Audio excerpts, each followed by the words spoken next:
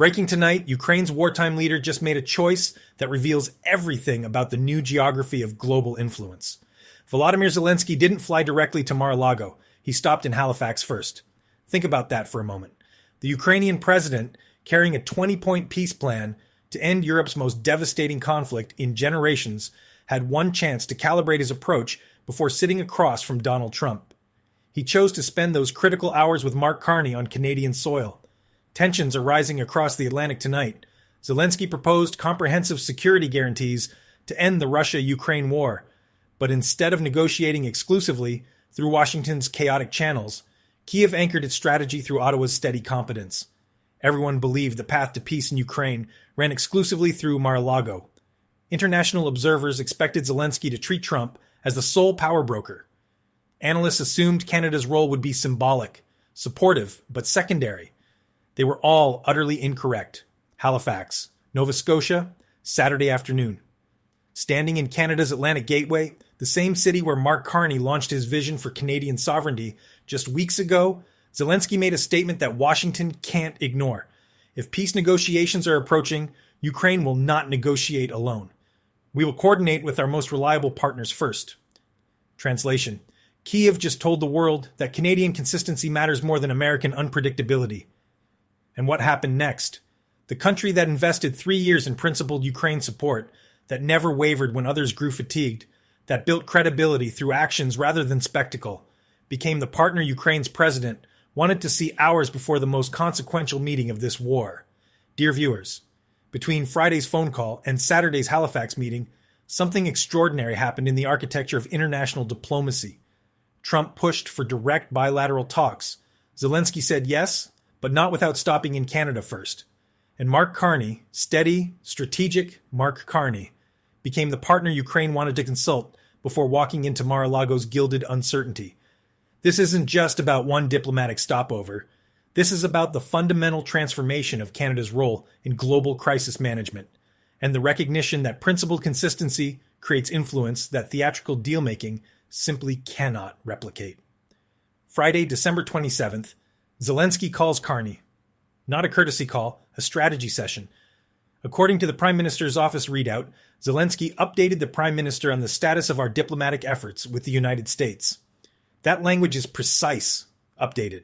Not consulted, not informed. Updated as partners do when coordinating approaches to shared challenges. What did Carney say during that call? The PMO was explicit. The Prime Minister affirmed Canada's commitment to Ukraine throughout these negotiations and emphasized the need to maintain pressure on Russia to negotiate. Throughout these negotiations. Not before, not during the fighting, throughout. Carney just committed Canada to staying engaged regardless of what Trump agrees to, regardless of how negotiations unfold, regardless of whether Washington's attention span holds. Saturday morning, the PMO Harmizurisinam leases an advisory. Zelenskyy meeting Carney in Halifax, 1 p.m. Atlantic time. The location isn't incidental. Halifax isn't just convenient geography between Kyiv and Florida. Halifax is Canada's Atlantic Gateway, a city that represents Canadian sovereignty and strategic positioning. Zelenskyy choosing Halifax sends a signal. He's not just passing through.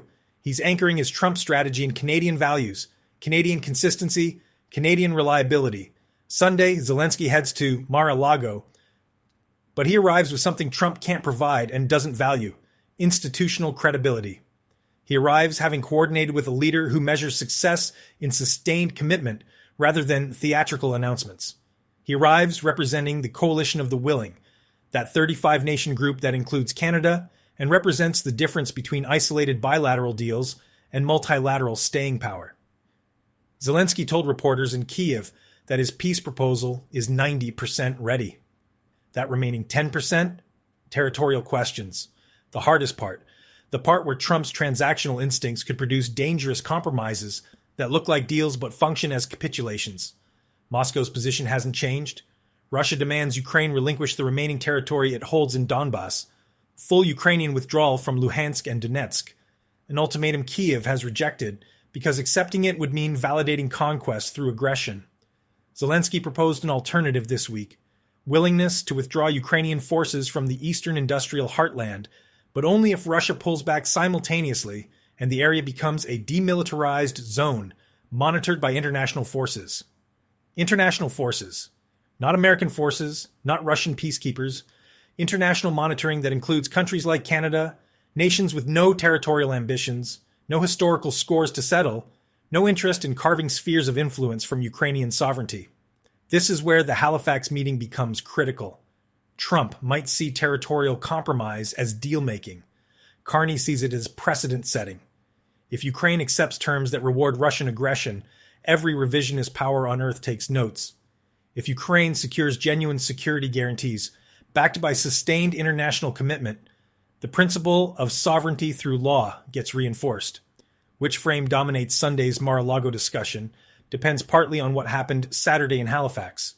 Zelensky didn't stop in Canada for symbolic optics. He stopped because calibrating expectations with Carney before negotiating with Trump might be the difference between a durable peace and a temporary pause that collapses under its own contradictions. The coalition of the willing, that 35-nation group Zelensky referenced in his Friday statement, the alliance that includes Canada and represents something Washington has struggled to maintain, long-term commitment to shared principles rather than short-term alignment with American preferences.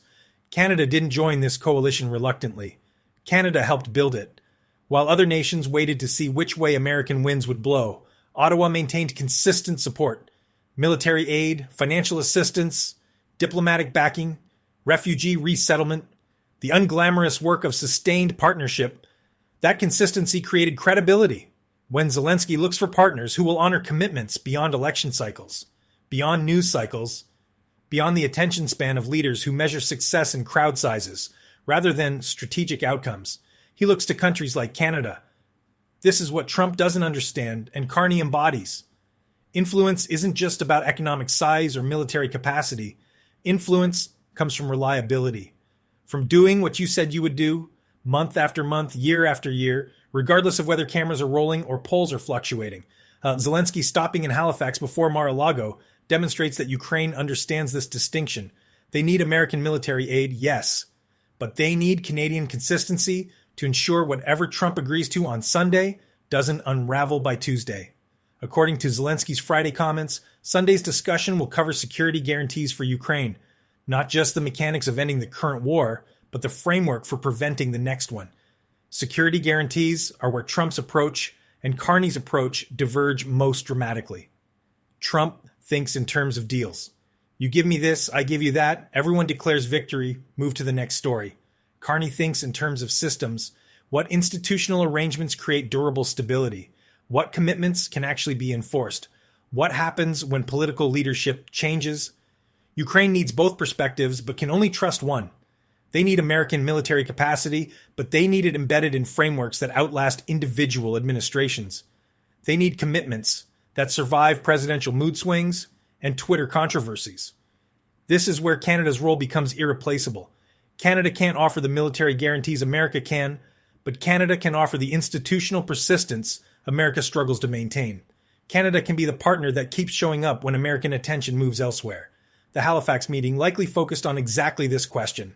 How do we structure security guarantees so they function regardless of who wins the 2028 American election?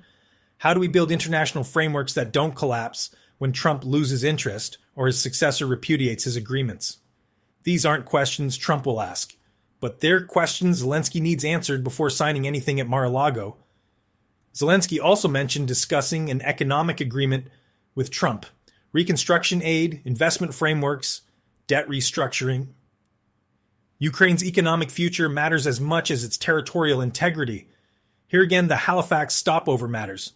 Trump will approach economic questions transactionally. What deals benefit American companies? What arrangements create photo opportunities? What commitments can be announced dramatically, even if implementation details remain vague? Carney approaches economic questions structurally. What frameworks create sustainable growth? What institutional arrangements prevent corruption and ensure accountability?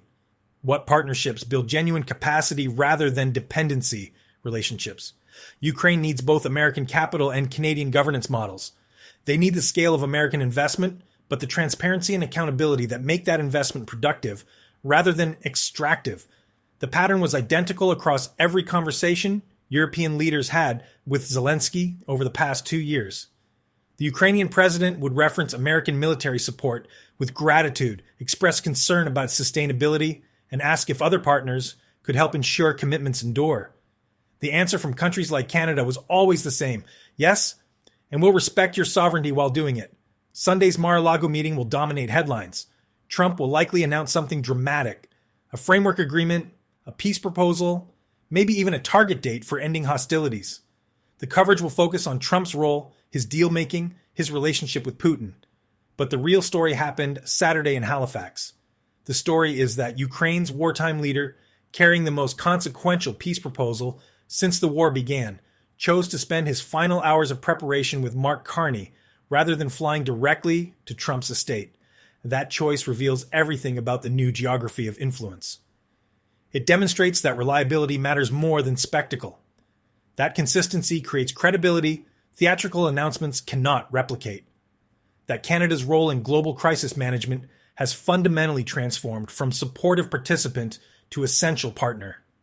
The country that invested 3 years in principled Ukraine support, that never wavered when others grew fatigued, that built credibility through actions rather than announcements, just became the partner Ukraine wanted to see before the most important negotiation of this war. This isn't just about one stopover in Halifax. This is about the fundamental recognition that Canadian values, Canadian consistency, Canadian competence under Mark Carney's leadership create influence that matters when stakes are highest and decisions are hardest. Russia pushed too hard. Ukraine said no. And Canada, steady, principled Canada, became the partner Zelensky wanted to consult first, not because we're the biggest or the loudest, but because we're the most reliable when reliability matters most. The world is watching what happens at Mar-a-Lago on Sunday. But the strategic foundation for whatever emerges was built Saturday in Halifax. And that tells you everything about where real influence comes from in the 21st century.